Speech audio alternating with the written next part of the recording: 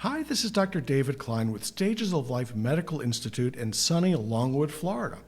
What I'm going to do today is to give a little bit of a pep talk, a little bit of a briefing, a little bit of, let's say, some soft self-help. And what we're going to call this is the value in being disagreeable or disagreeing in general. What's happening right now is that the public is being involved in this large discourse regarding whether or not something or that is a good idea or a bad idea. Whether a stimulus is a stimulus, whether a giveaway is a giveaway, or whether or not there's some issue that we need to, let's say, work into our environment or work into our politics. And what's happening is it's degrading into name calling. This is not a good thing.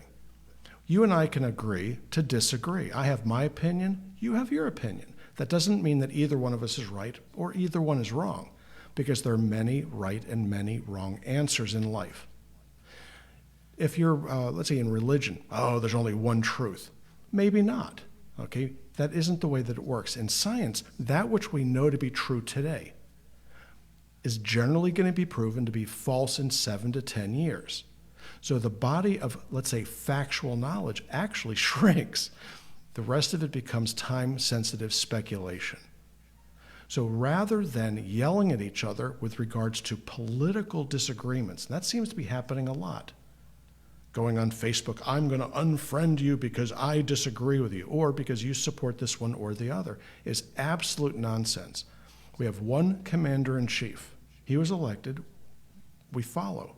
We do what we need to do because you can't run a country, a company, or anything effectively by committee. So guess what? I'm not expecting 100% of the people watching this to agree with me. I don't even really care if you do or you don't. I'm throwing my opinions out, and I'm going to share them with you. If you disagree, God bless you. One thing I know is that what I do tends to work. Are there better ways to do things? Of course there are better ways. Now, looking back in history, there was a guy by the name of Pasteur who really decided that he was going to try to figure out what was it in water, what was it in life that was making people ill. And he discovered microbes. He discovered bacteria. What he discovered was the vector for disease. And it changed science in its entirety. If you can't see something, it doesn't exist. That was proven to be false. So looking at microbes was something that got picked up. There was a fellow by the name of Galileo who started to look at astronomy as if the Earth was not the center of the universe. And he was darn near burned at the stake over it. Turns out he was right. The entire world was against this guy, and what do you know about it? He was correct. Now, I'm not Newton, I'm not Pasteur, and I'm not Galileo, but what I will tell you, though, is that everybody should pay attention and think, if this makes sense or that makes sense, question it further. Questioning things is fine. Being disagreeable is not so great. Okay, nobody likes a curmudgeon. Nobody really likes somebody going, I hate you because you believe that way. Really? That's nonsense. Darwin happens to be my most favorite of all these curmudgeons. Okay, what did he do? Okay, he looked at adaptation as being the way that species survive. The lesson of Darwin is one that we should all look at very, very hard. And even more importantly, the lessons by a guy by the name of Lister. And you're going to go, who the heck is Lister? Well, do you ever hear of Listerine? He didn't invent Listerine. They just named it after this guy who had people wash their hands between surgeries. Why? Because he surmised there was something going on that would transfer whatever it happened to be. This is before the bacteria issue, for going from patient to patient, causing things like infection and gangrene.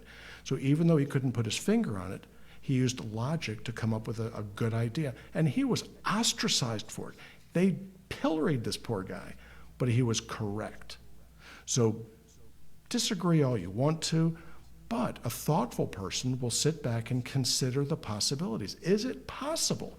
Whoa, is it possible that I'm wrong?